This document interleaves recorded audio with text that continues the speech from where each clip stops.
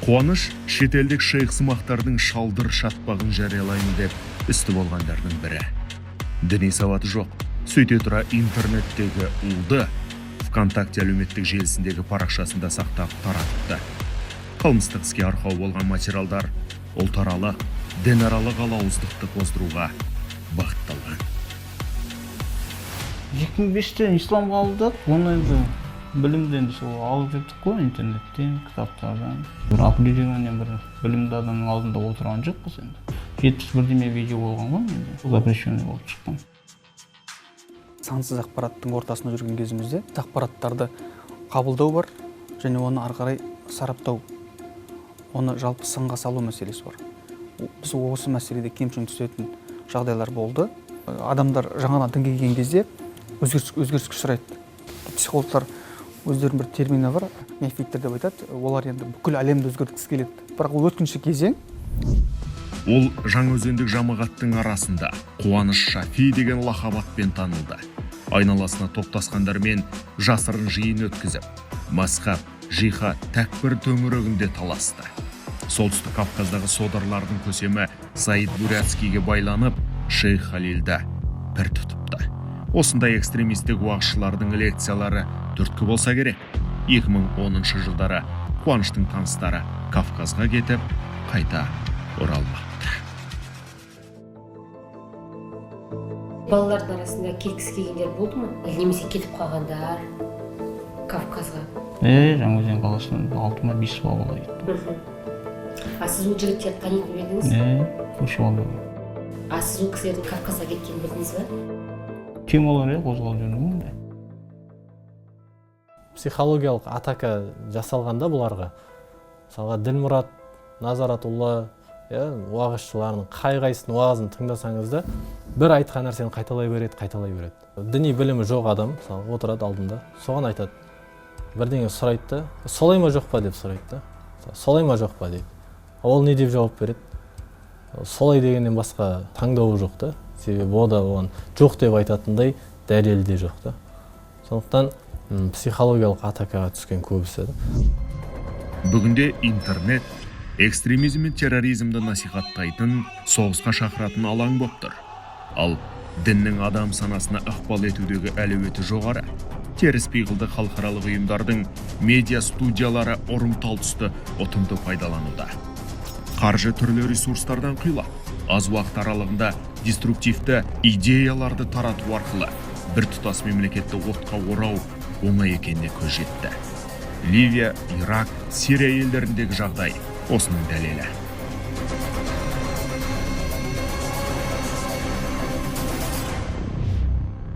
Ізденсе табады, ізденбесе қалады. Бунял алал батыл фаху батыл деген сөз бар арабтарда да. Айтады, фундаменті нашар болған болса, оның үсті де нашар. Бір күн құлап қалады дейді. Сондықтан фундамент қалай қаланды, кейінгісі де қиын болып тұрды. Тыңдамаңдар, оларға жақындамаңдар, сөйлеспеңдер, бірдеңе деп отса қашып кетіңдер. Уағыздың көбісіне сол сөздер айтылады. Жанында бірге тұрмаңдар деп.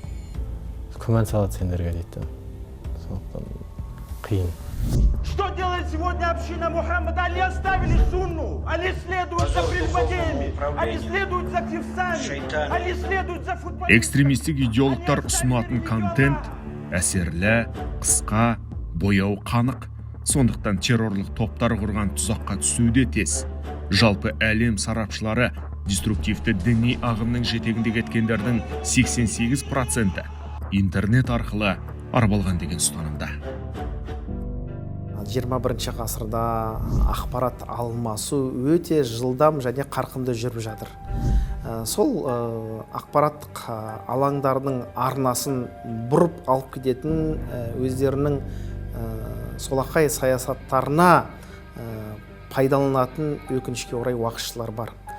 Саситлинский, Шамиль Скайповский, Кастецкий деген секілділер көбіне көп ТМД елдерінің азаматтары орыс тілінде уағыз насихат айтатын кезіндегі бурятскийлерді тыңдау арқылы қазақстандық құндылықтарды жоққа шығарып біздің бабаларымыздың салып кеткен сара жолдарынан басқа бір жолды таңдаумен әлек болған азаматтарымыз бар.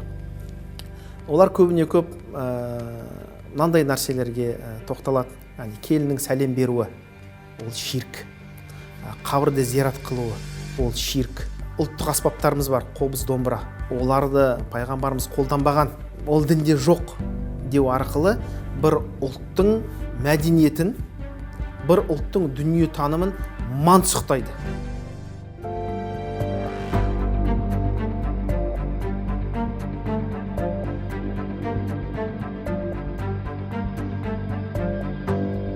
Қылмыстық кодекстің екі бірдей бабымен айыпталған Қуаныш қапастан жақында босап шықты. 3 жыл 3 айын қатаң режимдегі колонияда өткізген ол қазір пробация қызметінің бақылауында. Жыл сайын жаңағы сотталғандардың арасында жеке немесе топтық түсіндіру жұмыстары жүргізіледі. 2020 жылы осындай 8 мыңнан астам сондай шара жүргізілді.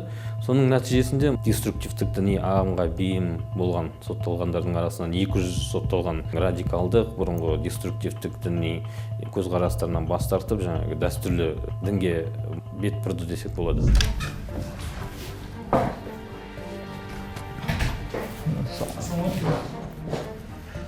Нысанбай Қуанышбек, есепте уақытыңызды келіпті бұл, соңғы 20-ны біргеніз. Жаңаөзен қалалық пробация қызметінің бақылауында 233 адам есепте тұр. Олардың үшеуі экстремизм, терроризмді насихаттаған үшін жауапқа тартылған.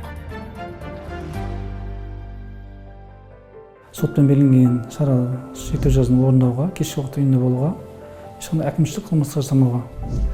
Ол кісі қазіргі кезде сұхбат жүргізіп, мекен-жайын тексеріліп отыр, есеп беруге уақытлы келеді, тексерген кезге үйінде болады. Ешқандай қырсық мінездер көрсетілген жоқ. Адасудың әрине зардабы болады ол. Сен өзің адаспай, ол басқа адамдарды адастырасың. Қателік сол надандықтан болады деп ойлаймын бұл адамның. Білімсіздік қой ең бірінші. Елімізде 2020 жылы деструктивті идеология ұстанушыларының 50%-тен астамы оңалту шараларымен қамтылған. Солардың 3 мыңнан астамы зайырлы қоғамның дәстүрлі құндылықтарына қайта оралды. Қуаныш солардың қатарында.